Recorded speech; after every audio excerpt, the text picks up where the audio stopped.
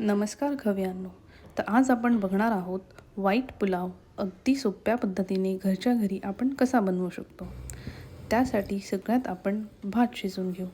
त्यासाठी आपण एका वाटीत पाणी गरम करायला ठेवून त्यामध्ये तेल आणि मीठ टाकून भिजवलेला बासमती तांदूळ टाकून घेऊ. तो भात आपण अगदी 80 ते 90% शिजवणार आहोत. मग एका कढईमध्ये तेल गरम करायला ठेवून त्यामध्ये आपण खडे गरम मसाले टाकून त्यांना छान शिजवून घेऊ.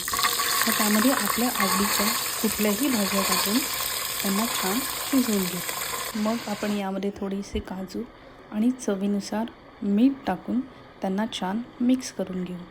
मिक्स झाल्यानंतर जो आपला तयार भात आहे त्याला यामध्ये मिक्स करू आणि 2 मिनिट या सर्वांना वाफेवर ठेवून देऊ. तर तयार आहे आपला घरच्या घरी अगदी चविष्ट आणि झटपट बनणारा पुलाव. हा पुलाव तुम्ही असाही खाऊ शकता किंवा शेंगदाण्याच्या आमटी आणि पापडसोबत एन्जॉय करू शकता. तर अशा अगदी सोप्या रेसिपींसाठी आपले चॅनल पाककला याला नक्की फॉलो आणि शेअर करा.